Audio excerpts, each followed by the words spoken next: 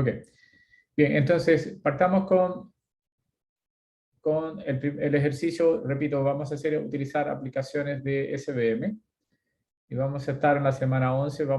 El ejercicio que está acá, el ejercicio 11.1, copiar lo que está ahí, todos los comandos que están acá.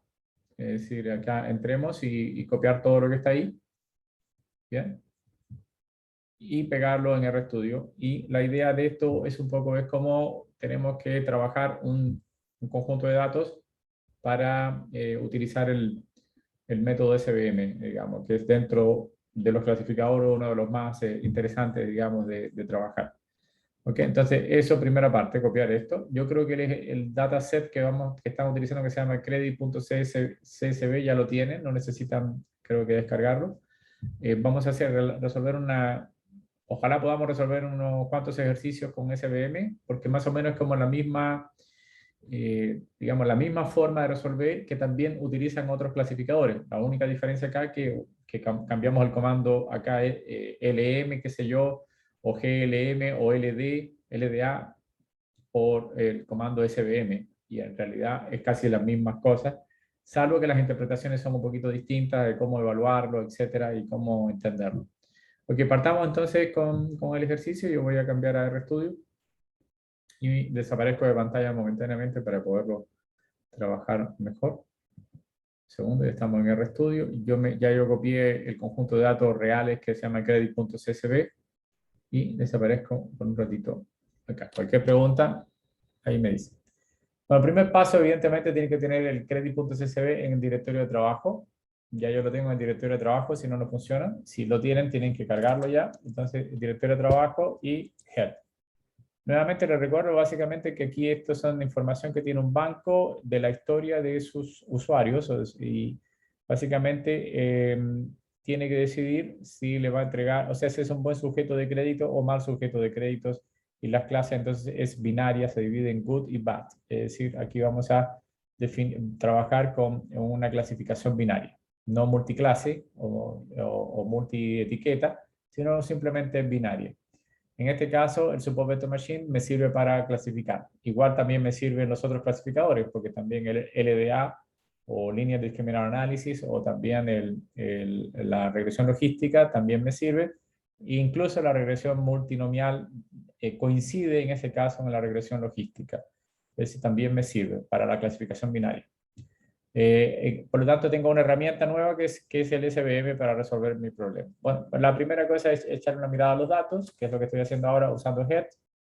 Hacemos también glimpse y vemos que la clase final, para que funcione el SVM correctamente como clasificador, tenemos que garantizar de que la variable que tengamos que usar para clasificar, que en este caso es class, de ser bueno o mal cliente, sea de tipo factor, básicamente. Para garantizar eso, supongamos que nuestra data no tenía factor, entonces nosotros lo obligamos, básicamente. Obligamos usando este comando que está acá, ¿no? Datos class como factor, digamos. En este caso no va a ser nada nuevo, simplemente va a reafirmar la idea de que es factor. Pero esto es bueno para tenerlo en caso de que tenga otros datos. La variable dependiente, es decir, la variable que vamos a usar para clasificar, tiene que ser de tipo factor en principio. Todos, por favor, apliquemos setSeed porque ahora vamos a dividir nuestra data en una muestra que corresponde a training y otra muestra que corresponde a testing. Entonces, hacemos setSeed 1. Es para que el número que está acá, repito, da lo mismo, pero que todos tengamos el mismo número. Eso es lo importante para que las muestras sean las mismas, ¿no? Pero un segundito, parece que tengo personas que están ahora admitir. Ya, perdón. Tenía que admitir, no los había admitido. Ya, gracias. Segundo, chats.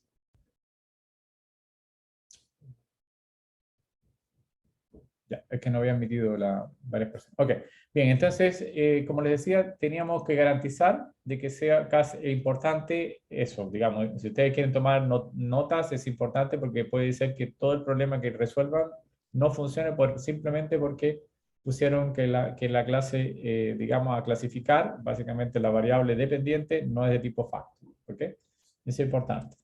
Bien, ahora lo que vamos a hacer es tomar el número digamos, de filas que tengo, que significa el número de observaciones, que en realidad son 1000, y vamos a tomar una muestra del 70%, es decir, 700 datos que vamos a colocar como frame. Aquí está 700 datos que van a ser como train, y los que nos quedan, 300 datos, van a estar en test. ¿Bien? Entonces eso es siempre algo que vamos a repetir. Casi todo lo que está aquí, este pedazo de acá, es básicamente lo mismo que debemos repetir en todos los demás clasificadores. Bien, entonces ahora corremos en nuestro modelo y partimos siempre, no siempre, pero es una buena práctica, partir con kernel lineal, es decir, tratar de separar la data. Si la data es separable, entonces el kernel lineal es menos exigente desde el punto de vista computacional y separa nuestra data. Si la data no es lineal, o sea, no es separable linealmente, entonces ahí tenemos un problema. Pero, es decir, habría que usar el kernel de tipo radial u otro kernel particular. Entonces, el kernel lineal significa simplemente que vamos a separar nuestros datos con un hiperplano, es decir, un plano multidimensional donde una clase está arriba del plano y otra clase está por debajo del plano. Yo les contaba en la clase pasada que el Support Vector Machine es un clasificador geométrico, es decir, va a tratar de trazar el mejor plano posible para separar una clase de la otra. El sumario que uno podría en principio utilizar acá, antes del sumario, recuerden la forma típica que tienen los clasificadores o la forma típica que tiene todo en R siempre, ¿no? Es la variable dependiente, la colita de chancho para escribir fórmula, el puntito para elegir todas las variables. Si ustedes no quieren elegir todas las variables, entonces tienen que ir escribiéndolo aquí, digamos, los nombres de las variables y separadas con signo más, en principio. Pero acá yo utilicé todas. Entonces, básicamente es lo A mismo. ver, ¿Sí preguntan? ¿qué librería había que llamar para usar el SVM? Ah, perdón, no, parece que no, yo lo tengo, pasa que lo tiene, se llama E1071. ¿Dónde Ya, está? gracias. Es que aquí está, yo la tenía cargada antes. Y por favor, carguen estas dos, que se llama Caret y E1071, para que funcione. Es pasa que yo lo tengo de la clase pasada, de todo lo que está arriba de la clase pasada. Entonces lo voy a escribir acá. El E1071 es el que tiene el CVM y Caret nos sirve también para calcular la matriz de confusión directamente, sin que tener que usarla nosotros, digamos. Entonces Caret es muy útil para eso. Ok, entonces corremos el SVM con kernel lineal. Y el sumario, perdón, parece que no había cargado, ahora sí sumario. El sumario no nos dice mucho en principio, es uno de los peores sumarios que he visto de todos los clasificadores que hemos visto. Nos dice que tenemos 366 vectores soporte, es decir, son harto vectores soporte, tratando de clasificar la data. Es decir, parece ser que cuando hay tantos vectores soporte, algo te está indicando de que la data no es separable fácilmente, porque hay muchos vectores que son, de hecho, de los 700, 366 son vectores soporte, es decir, son los vectores más mal clasificados. Recuerden que los vectores soporte son los que, por donde uno tiene que trazar una especie de plano que soportan el plano medio que va a separar las clases. Eso es lo que significa vector soporte. Entonces ya me está indicando algo, es un indicador como que me dice que las cosas no van a andar muy bien en ese sentido. Por el sumario no me dice mucho más, entonces vamos directamente a predict. ¿Okay? Entonces, el modelo se llama modelo SVM, entonces usando el modelo SVM se lo aplicamos a los datos test y guardamos las predicciones acá. Eso es lo que hace este comando.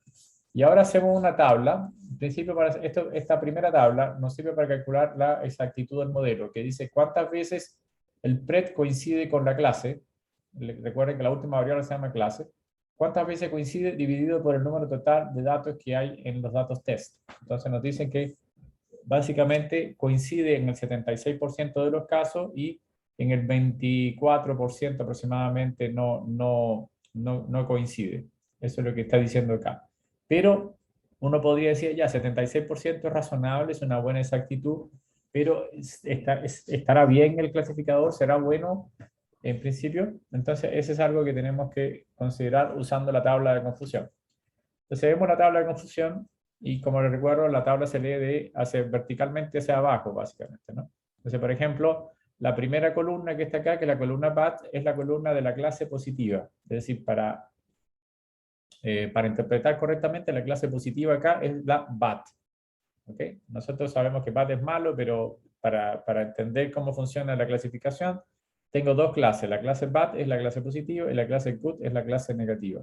Y nos damos cuenta acá que hay 41 bien clasificados, que fueron clasificados como bad, mientras que hay 51 mal clasificados, que en realidad, son falsos, digamos, falsos negativos, en principio, porque en realidad eran de la clase positiva. Entonces se equivocó 51 veces. Eso nos está indicando que el modelo no es realmente muy bueno y que es posible que la otra solución que tengamos es agregarle, digamos, margen suave, es decir, no exigirle que sea una separación exacta entre dos clases porque parece ser que la clase no se separa.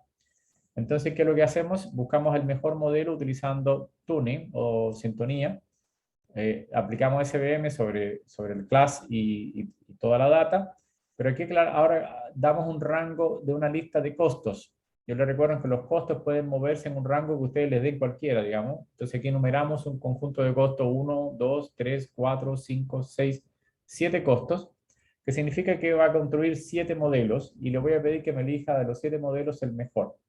Los costos es una variable que manejamos nosotros externas que podemos entregar nosotros. El número que ponemos acá, por lo general, tiene que ir desde un numerito pequeñito a un número grande. En este caso me quedé en 10 porque hice un poco de prueba y error para ver si el modelo funcionaba bien o no. Entonces me di cuenta que con 10 ya era suficiente en general. Entonces aquí el problema es que cuando uno calcula esto, tiene que hacer un poquito de prueba y error o tomar un listado gigante de costos para que él empiece a resolver. Pero si es mucha data, como por ejemplo 1.000.000 de observaciones, entonces el listado de costos tiene que ser acotado o tener una máquina muy potente para resolver el problema. Entonces, calculamos con estos costos. En principio, ustedes ven que se demora un poquitito acá y seguramente se lo va a demorar un poco a ustedes también, porque estamos hablando de un conjunto de datos un poco más grande. Ya lo hizo. Vamos a hacer el sumario de turnout y me dice que lo que me interesa acá es que el costo que mejor eligió fue de 0.1. Ese va a ser el mejor costo. Si nosotros hubiésemos tomado arriba un modelo con kernel y un cost C igual a 0.1, hubiésemos tenido el mejor modelo arriba con lineal. Pero afortunadamente, para no tener que repetirlo, uno lo que utiliza es dentro de turnout, que es la salida, ese es el nombre que nosotros le pusimos, turnout, lo que sale de turn, le vamos a poner acá esta parte que dice que se llama best model. Es decir, entre las cosas que tiene guardada el resultado, él guardó el mejor modelo posible. Y eso es lo que hacemos acá. Hacemos el sumario del mejor modelo y nos dice que tenemos 404 vectores soportes, que son hartos. Igual quiere decir que lo lineal no está muy bueno todavía, el kernel lineal, que probablemente debemos usar un kernel radial. Y volvemos a hacer las predicciones. Ahora, pero con el best model, con el mejor modelo que tengamos. Hacemos y la tabla. Creo que no mejoró mucho. O puede ser que yo no lo haya, perdón, a ver si lo he corrido bien.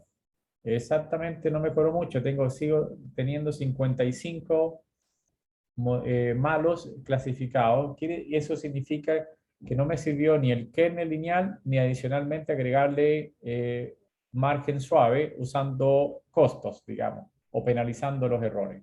Ninguno me funcionó adecuadamente. Quiere decir que el tercer paso que me queda hacer es utilizar kernel radial. Vamos a utilizar kernel radial, que significa que para poder separar las dos clases, en realidad no me sirve un plano, me sirve algo como tenga forma de curva o una superficie un poquito más compleja, en principio. Entonces eso es lo que significa kernel radial. Cuando uno utiliza el kernel tiene que dar dos parámetros, que es el parámetro del kernel y el costo. Vamos a partir con costo 10 para ver si me funciona o mejora, y después vamos a usar un rango entre costos y gamma, a ver si mejora. Entonces hagamos nuevamente el mismo modelo, hacemos la previsión, tenemos ahora un 75% de exactitud y veamos la tabla. Vemos entonces que mejoró un poquito, básicamente clasificó, aquí estaba clasificando 37 BAT como BAT y aquí mejoró a 48. Es decir, efectivamente el kernel radial puede mejorar un poquito la clasificación en general del problema. Bien, entonces, para mejorar un poco más, vamos a darle un listado de un rango. Vuelvo a usar el comando tuning o tune para hacer digamos, mi clasificación, pero voy a dar un listado de costos y otro listado de gammas posibles. ¿Y qué es lo que va a hacer este modelo? Va a generar una serie digamos, de combinaciones, 1, 2, 3, 1, 2, 3, va a generar 9 combinaciones de costos, y en cada nueva combinación va a probar 10 veces si funciona o no el modelo. Eso es lo que va a hacer TuneOut. Entonces hay veces que se demora. De hecho, aquí ustedes viendo esta pelotita roja acá significa que se está demorando calculando. Y a ustedes debe demorarle también un poco el cálculo. Ahí me dicen si ya lo lograron. Ya aquí lo logró. Volvemos a nuevamente acá. Me dice que la mejor performance que tiene es con el costo 0,1 y con el gamma, que disculpe, con el costo 1 y el gamma 0,1 y kernel radial. Entonces volvemos a hacer la predicción y veamos la tabla. En este caso, ¿por qué tengo una test más chico? No sé, verdaderos. Perdón, acá, ¿por qué tengo test distintos? Va. Ok. Bueno, mirando esto nos está indicando que 29 los clasificó como BAT y 19, por lo tanto, clasifica mejor los BAT. Eso es lo que estoy viendo acá. Y este lo clasificó bien. No ha mejorado mucho, pero lo dejó clasificado correctamente. Y ahora con este modelo que clasifica más de la clase positiva, tratemos de construir las métricas que sabemos construir, digamos, que son estas métricas que son calculando los true positive, los true negative, falso positivo, falso negativo, calculamos la exactitud que es 0,72, la precisión, la sensibilidad, la especificidad y las otras variables también podemos calcular. Todas estas que estamos calculando acá nos permiten dar una visión del clasificador. En particular vemos que la exactitud es 0,72 y que la precisión es muy mala, en principio. ¿Por qué es mala la precisión? Porque justamente está al orden del 30% de lo que capturó como clase positiva. En principio no fue muy preciso, en principio, capturarlo. Se equivocó muchas veces para capturar la clase positiva. La sensibilidad significa la capacidad de capturar la clase positiva. Está al 60%, lo que quiere decir que en realidad es mejor que achontarle al azar, que tendría que ser el 50%, pero en principio igual es bajo. Y la especificidad, que es decir, para capturar la clase negativa, lo hace mucho mejor, de 0,75. Ese es lo que hace. Captura bien los buenos clientes, pero los malos clientes lo hace mal. Recuerden que los malos clientes es la clase positiva aquí, y por lo tanto los buenos clientes sí los captura bien. Es decir, alguien que es buen cliente, el modelo me sirve en principio. Eso es lo que está indicándome algunas de las características. Bien, estas características las podemos capturar aquí a mano.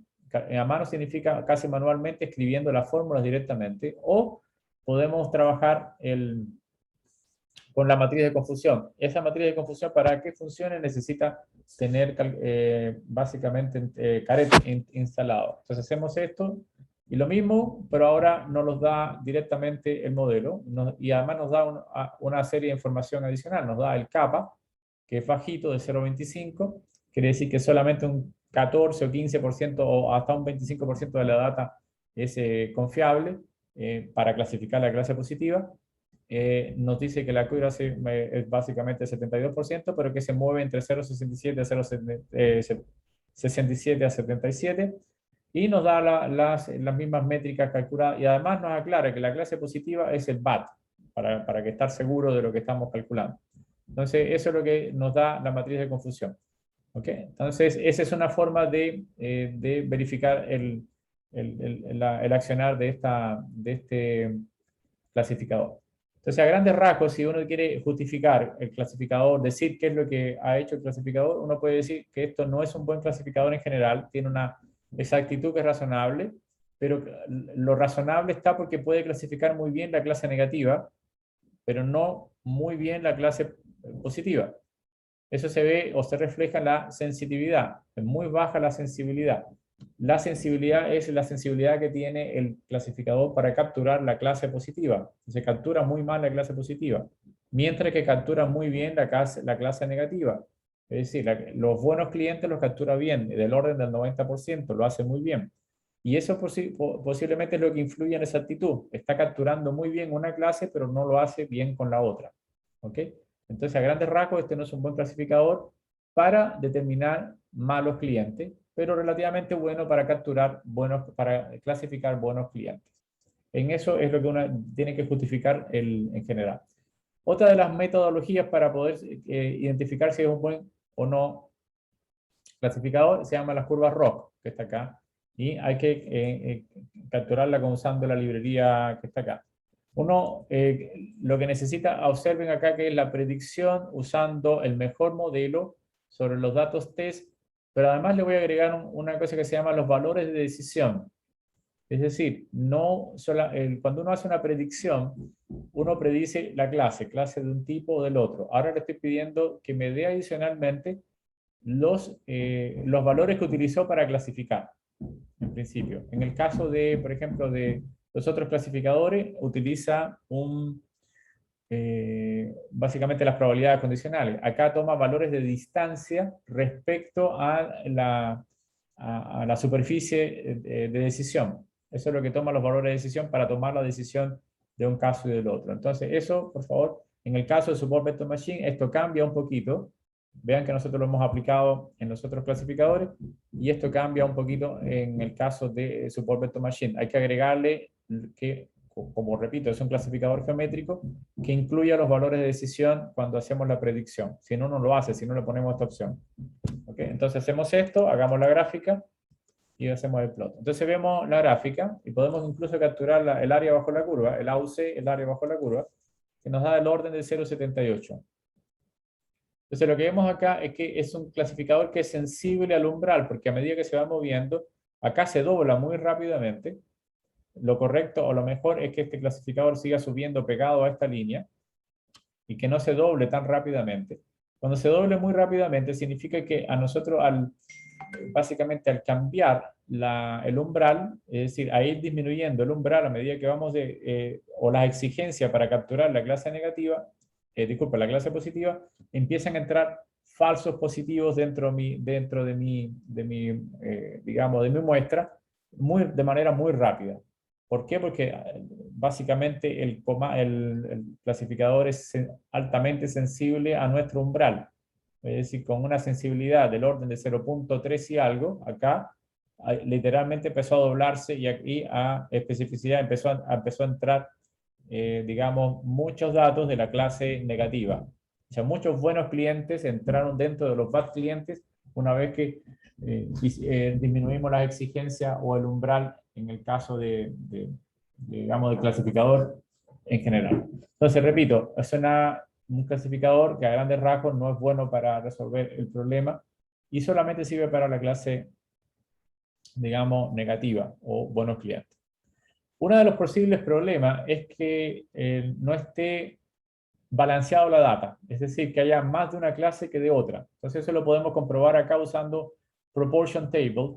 El round significa para que lo redondee, para que nos dé los valores en porcentajes. Y aquí nos está dando una de las posibles causas por qué no funciona correctamente digamos, el clasificador. Simplemente tengo 30% de bad y 70% de good. Entonces tengo una mayoría de buenos clientes y una minoría un poquito más pequeña de 30 en general. No es tan malo en principio, pero el clasificador no se la puede. Es decir, no hay un problema, hay balances que son mucho peores. Por ejemplo, que tengo aquí un 98% de una clase y el 2% de la otra. Eso claramente es muy desbalanceado en general. Pero acá no es tan malo, es razonable el desbalance, no es pero igual el clasificador algo le pasa. En principio, no está haciendo bien la pega digamos, con este balance. Para resolver esto, chicos, no sé si me siguen, yo estoy hablando acá y como no los veo, no estoy seguro. ¿Hasta ahora se ha entendido todo? Bueno, esperemos que sí. ¿Sí? Perfecto. Bien. Ok. Bien, lo que yo le estoy haciendo una especie de como de narrativa de cómo uno tiene que ir trabajando con la herramienta, porque muchas de las cosas está ya codificada, pero hay que entender que básicamente cuándo uso algo y cuándo no lo uso, digamos, en general. Entonces, acá tengo un problema de clasificación en el sentido de que hay una clase que está muy mal representada porque tiene un 30% y otra clase que tiene el 70%. Entonces, malos clientes implica acá clase positiva que no está muy bien representada. Entonces, una de las posibilidades, cosa que no había dicho hasta ahora, es balancear los datos de manera artificial. Esa es más o menos la idea. Por favor, entonces a ustedes le pido que descarguen el paquete DMWR2 y VL, los dos paquetes ahora. Instálenlo, por favor. Aquí yo tengo ya comentado, ustedes pueden descomentar el código, lo instalé. ¿Qué es lo que, para qué sirven estos dos paquetes? Para balancear las datas. Hay una forma de balancearlo simplemente usando lo que se llama una, más que nada, rellenando los espacios con data nueva. Básicamente es eso. Empiezo a generar como datos ficticios que tengan la misma característica de la data que me falta, para completar de forma tal que haya un 50% de una clase y de la otra. Entonces, lo que hacemos es justamente usar un paquete que hace como que rellena los espacios usando la data existente. Es una data ficticia y esa data ficticia se debe hacer con los datos de entrenamiento, pero no con la data total, porque si no sería como pisarnos la cola. ¿En qué sentido? De que si metemos datos extraños dentro de la data de validación, nos va a salir mejor la clasificación, pero es porque introdujimos mejor modelo, o sea, mejores datos. En principio hay que trabajar sobre los datos de entrenamiento, datos train, no sobre los datos totales. Y después corremos nuestro modelo de predicción, pero sobre los datos test. O sea, repito, la técnica es tratar de utilizar estos paquetes para rellenar usando una técnica que se llama SMOTE. Básicamente vamos a generar una data nueva, pero que está balanceada. Y este es lo que le hicimos, balance. Hacemos un balance. Bueno, hay más detalles en este valor, pero me voy a quedar simplemente con, está como fuera un poco del curso. Simplemente voy a utilizar el comando SMOTE de comando VL, o sea, de estos dos. Y la idea es simplemente poder generar los datos. Por ejemplo, si ahora hacemos una tabla de proporciones, antes era así y ahora es de 50-50. Es decir, ahora sí rellenamos los datos que nos faltaban y vamos a correr nuevamente en nuestro modelo, pero con la data training 1, es decir, la data que está rellenada. Que tengo el 50% de uno y 50% del otro. Y vamos a tratar ahora de ver si el modelo puede capturar las características de la data de la clase positiva en general. No necesariamente ocurre la magia, pero vamos a ver si se puede acá, digamos. No lo sé, no lo he corrido. Vamos a ver acá, entonces volvemos a correr un modelo de tipo radial. Damos un listado de costos y lo hacemos correr. Ahí está corriendo. Entonces se está corriendo el modelo. Ahí está, se demora un poquito. Tiene más data ahora. No sé si a ustedes se le demora. ¿Está corriendo o no? Ahí se demora un poquito, ya lo hizo. Vamos a hacer el sumario. El sumario nos dice que la mejor performance es costo 10, gamma 0.25. Vamos a hacer una predicción. Volvemos a hacer una tabla y vemos que no tenemos tampoco mucho, sorry, no nos funcionó muy bien el balanceo de los datos. Hay veces que funciona, otras veces no. En este caso sigue teniendo problemas en el caso de, o sea, 47 BAT, creo que mejoró un poquito la predicción, pero sigue habiendo muchísimas equivocaciones. Si hacemos la tabla de confusión nuevamente usando esto, vemos que nuestra sensitividad cambió de 0.3 a 0.5. O sea, si se fijan, mejoramos la sensibilidad, pero no lo suficiente. De hecho, la especificidad sí mejoró. Estaba en 0.70, ahora subió a 0.82, creo. No estoy muy seguro. No, disculpe, disminuyó. La especificidad, pero la sensitividad mejoró muchísimo, entre comillas, 2 unidades, pero no es suficiente. El kappa también mejoró un poquito, tampoco muy suficiente, no mucho, pero mejoró un poquito. Entonces mejoraron algunas cosas, pero el clasificador sigue siendo un poco pobre para detectar la clase positiva. No mejoró. Para que fuese mejor, la sensitividad tiene que estar del orden de 0.7 aproximadamente para que tenga un sentido que no fuese, digamos, cerca de 0.5, que es como una estadística de sí o no, digamos, de 50% y 50, como lanzar una moneda. ¿Okay? Entonces eso no es una buena señal en general. Pero estamos cubriendo todos los procesos que se hacen cuando uno tiene un modelo, hasta llegar hasta la idea. Acá podemos capturar nuevamente las métricas para el nuevo modelo. Aquí lo voy a capturar, hecho a manos, en principio. Y aquí lo que le estoy mostrando es cómo se calcula el kappa. Básicamente, usando esto, el kappa tiene que ver con cuando las bases están desbalanceadas, las clases están desbalanceadas, entonces lo que te dice el kappa es lo que verdaderamente está clasificando tu modelo, más allá digamos, el balance que tienen las clases. Es decir, yo les hablaba la vez pasada de que si yo tengo 70% de una clase y mi modelo solo clasifica una sola clase bien, como en este caso, entonces voy a tener una exactitud del orden del 70%, pero sin embargo no clasificó casi bien ninguno de la otra clase. Entonces, ¿qué es lo que te dice el kappa? Justamente el kappa te permite ver, dada la verdadera cantidad de casos positivos y negativos que tiene, o de clases negativas y positivas, ver efectivamente lo que clasificó por encima de la estadística. Entonces, un valor muy pequeño de kappa, aquí están los valores, en alguna parte creo que la vez pasada les expliqué cuántos valores había o no o sea, qué valores serían importantes para kappa, estaban en algunos de los códigos anteriores que lo pueden ocupar. ¿Bien? Entonces, esto, repito, no es necesario, es solamente que quise poner acá cómo se calculaba el valor de kappa, que lo entrega, ¿quién lo entrega? El comando Confusion Matrix. Confusion Matrix entrega el valor de kappa aquí. Bien. Nosotros yo lo que quise hacer fue cómo se calcula directamente, digamos, manualmente. Aquí está el valor clasificado a mano. Pueden echar una mirada a la fórmula, cómo fue calculado. Esta es la fórmula, acá está la fórmula en la línea 302 mía, es donde está la fórmula para calcular justamente el kappa. ¿Ok? Bien, hay una cosa que me gustaría recalcar también acá, que nos falta indicar. Ustedes vieron, por ejemplo, que cuando yo corrí este modelo acá, este modelo, el turnout, por ejemplo, empezó a demorarse, básicamente. Entonces, imagínense que yo quiera guardar mi modelo, porque yo no quiero volver a repetir el cálculo. Imagínense que el cálculo demoró 2 días, porque en ocasiones puede ser así, digamos. Vamos a demorarnos incluso horas o hasta días, incluso meses de cálculo, para que tengan idea. Algunos grandes, digamos, modelos pueden demorar meses de entrenamiento.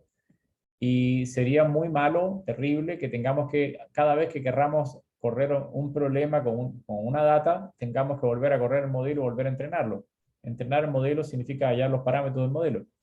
Entonces, ¿qué es lo que hace? ¿Qué es lo que vamos a hacer con R? Usar los siguientes comandos que se llama save RDS. Aquí salvamos el mejor modelo que habíamos obtenido y escribimos el nombre que queremos ponerle, digamos. Se llama mejor modelo de la clase. Bien, eso es lo que escribí acá, guardados en RDS. Esto nos permite guardar un archivo que se llama así, se llama mejor modelo, RDS, etcétera, etcétera. Y lo puedo guardar.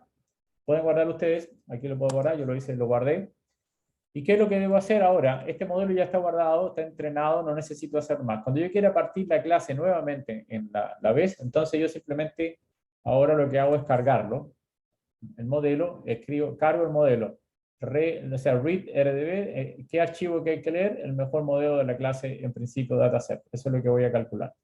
Y después puedo hacer, básicamente aquí lo voy a calcular y vuelvo a hacer las predicciones y aquí me sale ya listo el modelo nuevamente, pero ya estoy ocupando el modelo que tenía guardado. Repito, save para guardar el modelo y read para cargarlo nuevamente en la próxima clase, digamos. Entonces, repito, ustedes pueden demorar, se carga el modelo y después lo guardan y después se lo pueden llevar a donde quieran y con ese modelo vuelven entonces a correr, digamos, sobre una data nueva o distinta, ya el modelo ya está listo.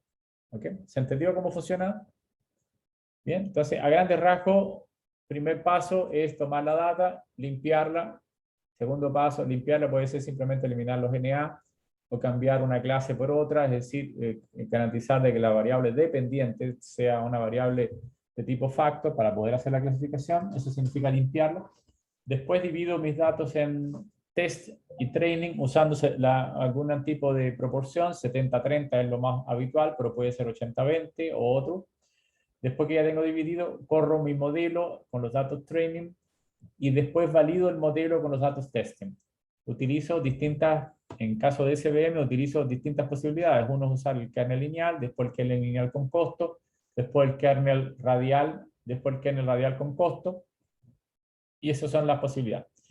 Si la data está desbalanceada, entonces puedo tratar de balancearla usando el comando smot y volver a correr nuestro modelo. Si tenemos un modelo decente, realmente bueno, entonces lo guardamos usando el comando save RDS, lo guardamos para dejarlo listo para poderlo usar después. Bien, porque cada entrenamiento del modelo puede demorar un poquitito. Más o menos ese es el esquema de trabajo con este clasificador y con casi todos los otros clasificadores. ¿Ok? Bien, vamos a trabajar otro ejemplo ahora de uso del clasificador Support Vector Machine, que es muy específico de este clasificador. Algo que puede hacer el clasificador que no hace otros clasificadores en general. Bien, ¿se entendió hasta ahí? ¿Se entiende cómo funciona, cómo correrlo? Si yo les entrego una data, ustedes podrían hacer paso por paso todo lo que hicimos hasta ahí. Espero que sí, porque en realidad eso es parte del trabajo que tienen que hacer con el certamen. Uno de los clasificadores que hay que utilizar es justamente el Support Vector Machine para poder resolver el problema. Algún problema de clasificación. Bien, varias cosas que quiero aclarar rapidito antes de pasar a la segunda utilización de este clasificador. Y es, a ver si lo puedo... Mejor pasemos a la segunda clasificación. A ver si lo tengo acá. Voy a buscar, me voy a saltar a... Por favor, hagamos el siguiente ejercicio. Ustedes tienen un ejercicio acá. Yo me voy a cambiar de presentación. Estamos en módulos. Y viene el ejercicio, me voy a saltar un ejercicio que está, en vez de optimización, por favor acá, ejercicio 11.3. Copiar el ejercicio. Estos son ejercicios un poquito más cortitos. ¿Ok? Ahora voy a utilizar el Support Vector Machine. Copienlo por favor, lo que está ahí. Aquí pueden copiar. Son un par de ejercicios muy cortitos, pero que se puede hacer relativamente rápido. Pero sí me interesa que lo hagamos, digamos, para entender cómo funciona en general. Voy a utilizar ahora el Support Vector Machine para clasificar un caso de clases múltiples. ¿Qué significa clases múltiples? En que ahora el clasificador, las etiquetas no necesariamente tienen que ser dos. No es una clasificación binaria, sino que ahora puedo tener distintas clases. Partamos con los datos sintéticos, es decir, son datos inventados, y después con unos datos que son reales, que se llaman iris. Vamos a hacer esas dos, digamos, esos dos ejercicios rápidamente para ver cómo funciona. ¿Ok? Entonces me devuelvo a RStudio. Ustedes copien por favor estos valores, o sea, disculpa, ese código. Y partamos entonces cargamos los datos del ejercicio multilabel CSV, que deben descargarlo directamente de Canvas. Se me olvidó decirle que tiene que descargarlo. Es una data muy, muy pequeñita. ¿Okay? Una data pequeña que no es mucho en módulos. Voy a módulos, ¿dónde está? Entonces está aquí la data, se llama datos, ejercicio, multilabel o multietiqueta. Ese es el que hay que descargar. Bien, ese por favor descarguen ese, déjenlo en su directorio de trabajo. Vamos a RStudio. Bien. Ustedes me dicen, listo, primero descargar la data. Ya. Listo ya, profe. ¿Ya está listo? No. Si me dicen si están listos, no sé. Solamente estoy mirando si la data ya la cargué usando el head. Esa es la data que uno tiene. ¿Okay? Es una data, repito, es una data sintética. Cuando uno dice sintético significa que es una data inventada, simplemente para ver un problema de multiclase, ver cómo funciona en general. Entonces, si uno ve, por ejemplo, ¿por qué es multiclase? Porque si uno escribe, por ejemplo, unique de mis datos, que le voy a llamar dat, así para hacerlo más cortito, y me da que tengo tres clases, que es -1, 1 y 0. En vez de tener dos clases, -1 y 1, ahora tengo tres clases, -1, 1 y 0. Entonces, una de las ventajas que tiene el Support Vector Machine es que me sirve tanto para clase binaria como para multiclase, en principio. Okay. Entonces, lo que hago con esto es simplemente para plotearlo. Este es el ploteo de la clase. Entonces ven que hay tres tipos de puntos, ¿no? Los negros, rojos y verdes, y que están mezclados. Básicamente, trazaron la mejor superficie. Evidentemente no creo que sea lineal, ¿no? Y solamente por geometría no hay ningún plano que pueda separarlo, ninguna recta que pueda separar estas tres clases, por lo tanto voy a ir directamente a ocupar un kernel radial con cierto nivel de costo, que voy a partir así con este costo, básicamente porque uno se da un costo para ver si funciona correctamente. Y un gamma, ¿por qué? Porque es un kernel. Cada vez que utilizo un kernel radial, entonces tengo que dar un valor de gamma, en principio. Y el valor de gamma también puede ser variable. Okay, entonces hagamos lo siguiente, no voy a correr aquí el túnel, simplemente voy a tomar estos dos porque yo quería ejemplificar esto con un ejemplo rápido. Bien, cargamos esto y hacemos el plot. Digamos, un segundo, ¿por qué no funcionó? Perdón, acá, ¿por qué no funcionó? Ah, perdón. Ahora sí. Ya, me sale esto. ¿Sí? ¿Se entendió o no? O sea, esto es simplemente para mostrarle que el clasificador es capaz de tratar de hacer, en este caso hay tres colores, donde el amarillo es una clase y las otras dos, los demás colores tratan de las demás clases. Bien, en este caso tengo varias cosas que quiero, no estoy calculando ninguna de las métricas, para que tengan una idea, pero en principio podría capturar las métricas también para este clasificador. Como es una data de ejemplo, únicamente que inventé solamente para poder ver la clasificación como se ve, en general en el plano, no me interesa seguir más adelante con el ejercicio, solamente mostrarle que efectivamente el kernel, el support vector machine puede clasificar tres clases, ¿ok? O más, en realidad, en un número finito de clases. Bien, eso es lo que hicimos con el primer ejercicio. Vamos al segundo ejercicio, que son datos reales, también cortito, en principio, pero veamos cómo los datos. Los datos están guardados por defecto en R, y los datos iris. Son datos famosos. Voy a cargar las dos variables, datos y iris, y estos son los datos. Los datos vienen por defecto en el programa R, y vienen por defecto porque esos datos son famosos porque sirven para probar cómo funcionan los clasificadores. Esto fue hecho ya hace más de 100 años por Fisher, que trabajaba digamos, distintos tipos de clasificación de especies digamos, de flores. ¿Okay? Las flores que habían eran las siguientes. Son tres tipos de flores que hay acá. Yo no puedo saber cuáles son usando un unique, nuevamente. Unique, iris es mi dato, se llama iris. Iris, y me queda la especie. Entonces tengo tres tipos de flores, que es la setosa, la versicolor y la virgínica. Esos son los tres tipos de flores. Entonces la idea de Fisher era clasificar el tipo de flores solamente ocupando el tamaño de la longitud del cáliz o sépalo, y la amplitud del sépalo, y también la longitud del pétalo y la amplitud del pétalo. Teniendo en cuenta eso, la idea es clasificar entre distintas flores. Se usó para un problema biológico, o sea, de biología. Entonces, no tenía support vector machine en aquella época, pero porque es más reciente el support vector machine, pero ahora tenemos un clasificador, entre otros, que puede hacer el trabajo adecuadamente. Y efectivamente es un indicador de que las especies biológicas se pueden diferenciar a partir de sus características físicas en este caso. Ok, básicamente es esto. Voy a garantizar primero que las especies sean de tipo factor. Acá, garantizar que mi variable de... perdón. Algo hice que no sé por qué. Deja ver. Unique y datos. Algo tenía yo guardado que no era lo correcto. Ya, ahora sí está correcto.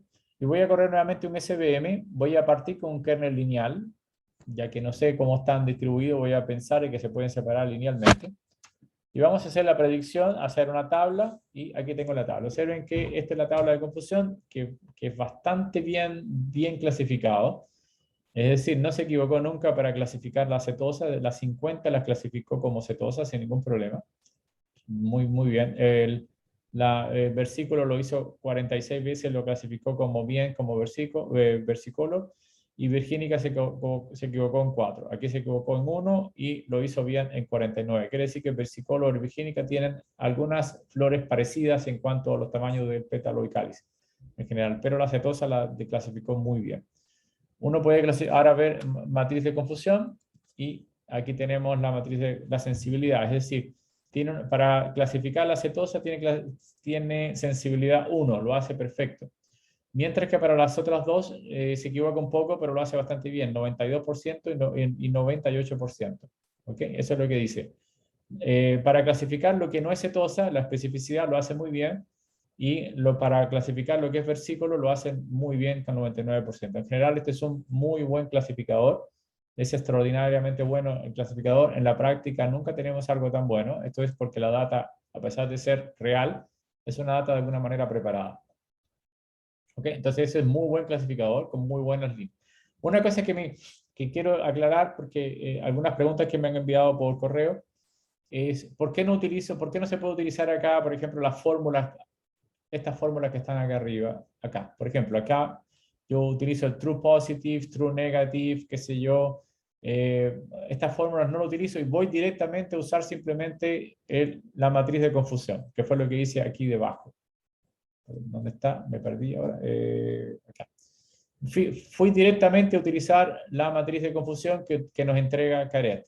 Directamente sin ningún tratar de calcularlo usando las fórmulas. ¿Por qué creen ustedes que pasó eso? ¿Hay alguna... ¿Por qué no puedo ocupar esa fórmula que están arriba? ¿Alguna sugerencia? Es una pregunta que me han hecho varias veces por correo, profesor, que te intenté calcular la fórmula, pero ahora no sé cómo interpretarla, no me sale nada en general. ¿Por qué no funcionan las fórmulas en el caso que yo tengo, como este, que tengo setosa, versicolor y virgínica? ¿Hay alguna diferencia entre esta tabla de confusión y la que se puede calcular a la de arriba? ¿Con las fórmulas de arriba? ¿Se entiende la pregunta? Ya, ok. Era para evitarle tener que ustedes que tengan que calcular estas fórmulas. Si corren esta fórmula y este código para un problema que tenga 3 clases, van a tener problemas porque esta es una tabla de 2×2. Una tabla de 2×2 que solo ve clase positiva y negativa. Cuando ustedes tienen que interpretar una matriz de confusión de 3 o más clases, entonces se refiere todo a una clase en particular. Si yo me paro en setosa, la sensibilidad está dada para setosa. Si me paro en versículo, la sensibilidad está dada para el versículo. Entonces, cada una de ellas, en dependencia de la clase, puede ser los valores true positive, true negative, se refieren a una clase que yo elija en particular para cada vez que yo tome el cálculo de especificidad, sensibilidad, etc. Por ejemplo, si yo me quedo en cetosa, me dice que la sensibilidad de capturar la cetosa es 1, ¿bien? Donde los true positives tienen que ver con cetosa y los true negatives tienen que ver con todo aquello que no es cetosa, es decir, que tiene que ver con versículo y virgínica. Entonces eso hay que cambiar. Los true positive y true negative, los falsos positivos, los falsos negativos se refieren a la clase en particular que estoy tratando. Por lo tanto, es distinta la interpretación de esto que lo otro. Entonces no puedo ocupar estas fórmulas de capa en principio. Eso es lo que quería indicar para que no lo intenten hacer. Vayan directamente a hacer qué cosa, utilizar Confusion Matrix que da Caret para que resuelvan el problema. Y eso se hace rápidamente así. Bien, entonces con eso ustedes ven que pueden decir que este es un buen clasificador, que lo hace muy bien para cada una de las clases. No tiene una clase en particular que lo hace mal y otra que la clase lo hace bien. Pero sí existen varias clases y ustedes pueden fijarse en las características de cada una de ellas. Es parte de lo que tienen que hacer incluso ustedes en el taller, porque en el taller tienes un problema de multietiqueta también, y por lo tanto la matriz de confusión que van a obtener es de 3×3, creo, si mal no recuerdo. Entonces no les funciona de 2×2 y la fórmula que hay que ocupar es esta, no la otra. Bien, entonces con eso terminamos la aplicación de su Puppet Machine a un problema de multiclase. Voy a pasar al último problema de hoy, creo. En realidad me da tiempo, no voy así, sí, por supuesto. Voy a tomar ahora el ejercicio que viene. Voy a usar una de las cosas que tiene regresión, disculpen, que tiene este clasificador, que no la tiene el resto de los demás clasificadores. Y básicamente, por favor, descarguen el ejercicio 11.4. Y es que ahora con este clasificador yo puedo además hacer regresiones. No solamente puedo hacer clasificación, sino que también puedo hacer regresión. Algo que no podía hacer con los otros. Los otros o eran clasificadores o una regresión lineal, pero no puedo, en principio, no podía usar los dos. Ahora con este puedo hacer las dos cosas.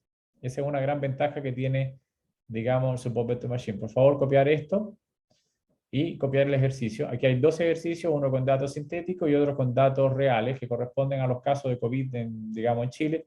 y cómo puedo usar una regresión, en este caso de Support Vector Machine, para hacer predicciones, en principio. Entonces, por favor, cópienlo, lo que está ahí, para explicarle brevemente cómo funciona esto.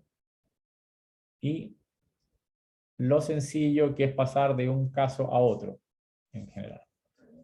Bien, en principio, el primer caso son datos simulados o fabricados. Básicamente, vamos a introducir una especie de señal que es una señal de tipo, si ustedes se fijan, nuestra data es una data que va del 1 hasta el m, donde m vale 50 al cuadrado. Entonces, esos puntos como que describen una parábola. Pero a esa parábola le vamos a agregar un ruido generado por, básicamente, por una distribución normal. ¿Ok? Entonces, en principio, debería ser algo como esto. Un momentito, hacer el plot. Este es el plot de la parábola normalmente, y estos son los datos que están de tipo, los datos que están acá son los datos de, digamos, que han sido, que le hemos agregado ruido a los puntitos negros, le agregamos ruido, y por lo tanto está como distribuido, digamos, en principio, ¿no? Entonces, si hacemos esto, acá, estos serían nuestros datos originales. Supongamos que tenemos esos datos, no sabemos cómo los tuvimos. Lo tuvimos a partir de una parábola y que le generamos errores a los puntos. Entonces, esos son los datos que tenemos. Entonces, imagínate que hagamos un experimento con un instrumento que no es muy adecuado porque tiene un cierto error y no nos da exactamente la parábola, sino que nos da algo como esto en general. Entonces, vamos a usar, lo primero que uno hace, trabajando con, digamos, en análisis de datos, ya, ¿qué tal si hacemos una regresión con los datos? Esa es la primera cosa. Dado que yo tengo estos datos, voy a hacer una regresión y construimos el modelo de regresión. ¿Ok? Hacemos una predicción de los modelos, dibujamos y vemos este square es básicamente el residuo. Tengo un residuo de 206 puntos entre los valores reales y los valores simulados. Eso es lo que acabamos de resolver acá. Entonces, esas líneas que están esto que está en azul son las predicciones de nuestro modelo de regresión lineal. Vamos a hacer ahora usar un modelo de regresión usando SVM. ¿Cómo yo sé que voy a ocupar SVM para regresión o para clasificación? Bien, muy importante. La variable dependiente aquí es la variable i.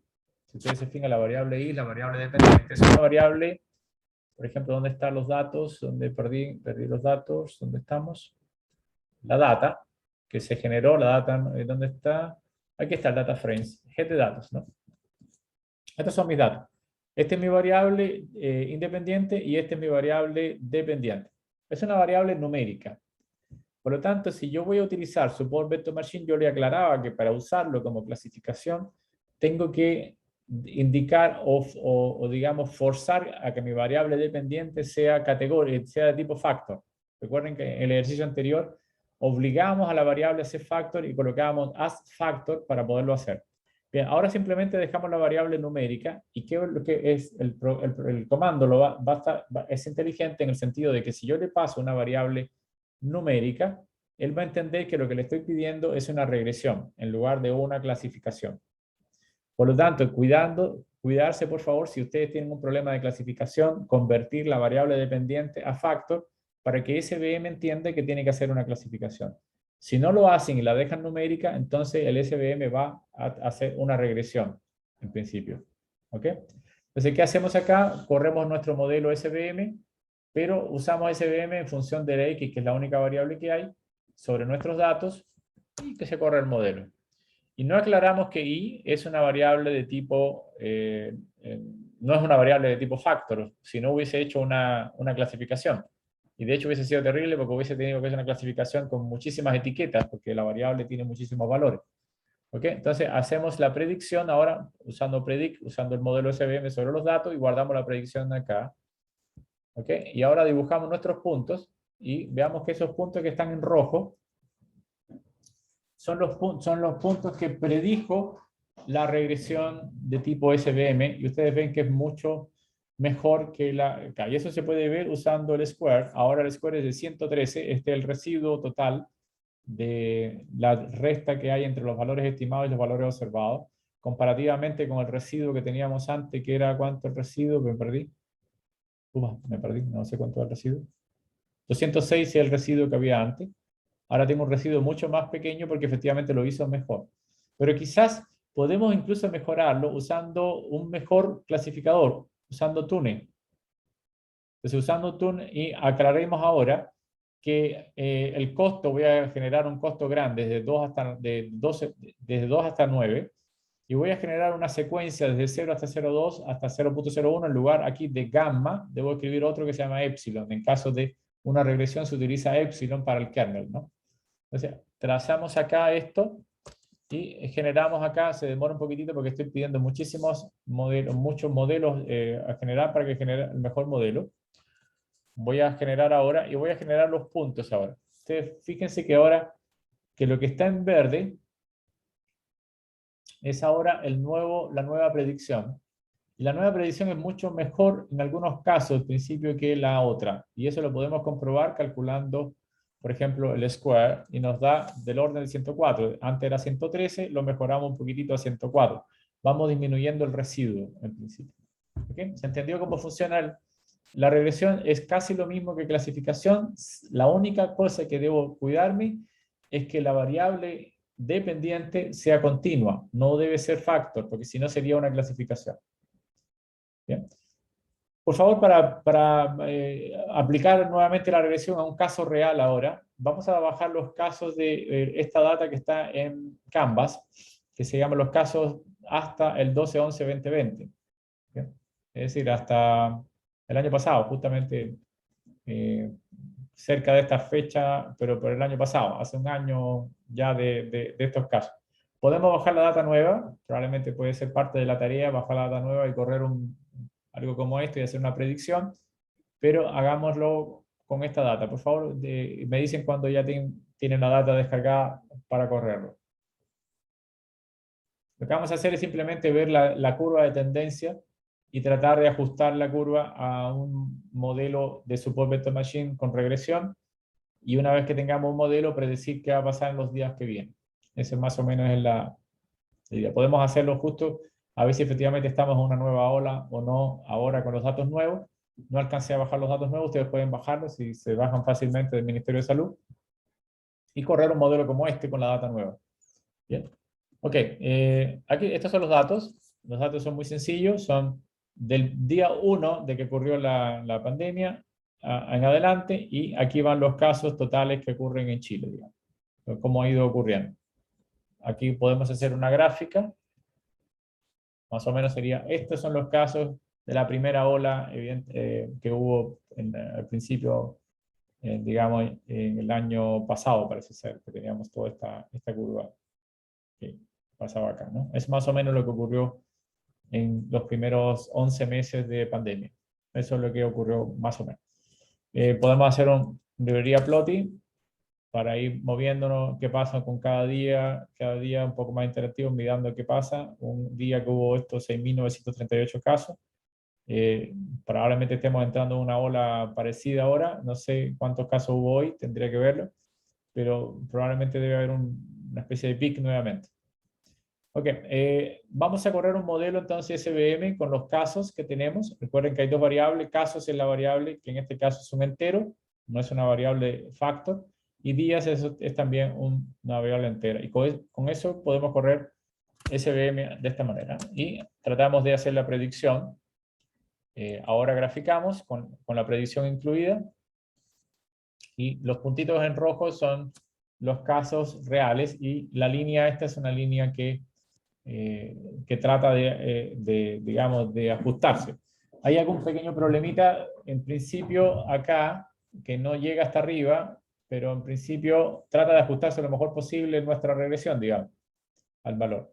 Ahora, con este modelo uno puede decir que ya qué pasa en el día 300, el día 350 y el día 400. Básicamente, esta llegaba hasta, no sé cuál es el último día que llega esto, el valor máximo, donde podemos trabajarlo acá. Voy a escribirlo en alguna parte, perdón, aquí, antes de hacer los valores futuros. Uno puede calcular cuál es el valor máximo de los días, máximo de ¿cómo se llama? Datos, creo que se llama, datos, exactamente. Datos de días. 253 días de pandemia. Ahora yo quiero probar qué va a pasar a los 300 y a los 400 días usando el modelo. Y con eso genero nuevos datos. que son los días 300, y ahora vamos a redondear. Me va a indicar que al día 300 voy a tener 1100, 1425 y 1498 casos. Si uno lo compara, el modelo está bastante bien en general, el modelo, ¿no? Con lo que había ocurrido. Ahora podemos hacer lo mismo con los modelos actuales para saber cuántos casos van a venir en adelante. Y este es el square. Ahora podemos, repito, también mejorarlo usando el mejor modelo posible, que eso fue lo que corrimos aquí ahora, y ver si mejora nuestro modelo usando un tune. Ahí está corriéndolo, hay veces que se demora porque son muchos datos en algunos casos. Y lo mejor es que una vez que entrene, déjalo listo, guardado, para que pueda funcionar. No sé si usted se demora tanto, no era para que se demorara tanto. Acá ya lo hizo, pero se demoró un poquito. Y este es el modelo ahora nuevo. Yo creo que subió un poquitito y se ajustó un poco mejor acá. Y redondeamos, y estos son los casos que pide, 2.821 y 3.400 casos. Ups, este modelo está sobreajustado. En principio no fue tanto, creo, en principio. Entonces hay que verlo. Hay un problema de sobreajuste y cuidarse de que la curva no pase tanto por todos los recovecos, sino que definitivamente sea un buen modelo. Chicos, no sé si se ha entendido todo hasta ahora. ¿Está todo ok? Ya estamos ya sobre la hora. Yo creo que ha sido un poquito largo y ustedes han sido pacientes escuchándome. A ver si... ¿todo bien? ¿Se ha entendido cómo funcionan estas cosas? ¿Cómo utilizar su Puppet Machine para clasificar o también para hacer regresión? ¿Podrían ocuparlo con alguna data? Me imagino que sí, o no sé, no estoy seguro. Bien, nos quedan unos minutos, pero sería como repetir lo mismo. Les pido que vayan viendo los ejercicios que están ahí. Hay como lo menos 2 o 3 ejercicios más de aplicación de su Puppet Machine que les va a servir para resolver otros problemas también dentro digamos, del certamen fundamentalmente. Por mí lo dejo acá, ya lo dejaría si no tienen alguna duda, pregunta, algo que quieran decir. ¿Alguna duda, pregunta? Nada, ¿Sugerencia? profe, todo bien. Todo bien, estupendo entonces. Sí, quedó claro. Ok, entonces vean algunas aplicaciones más de su Puppet Machine y lo dejamos hasta acá, nos vemos entonces, creo que tenemos clases sí el martes, el jueves cuando empiezan o el miércoles empiezan entonces tenemos una clase más, en la clase que viene voy a tratar de hacer una especie de resumen de todos los clasificadores, cómo se hacen las comparaciones entre ellos y aplicar los distintos datos, de forma de que les quede como un esquema de trabajo para poderlo replicar en su trabajo. Haciendo un resumen, van a tener problemas de regresión, problemas de clasificación con clasificador, regresión logística, regresión multinomial, LDA y Support Vector Machine. Esos son los clasificadores. Y tienen que validar los clasificadores e indicar cuál clasificador es mejor o no y hacer predicciones. Básicamente en eso consiste a grandes rasgos el certamen, o lo que hay que hacer con una data muy en particular.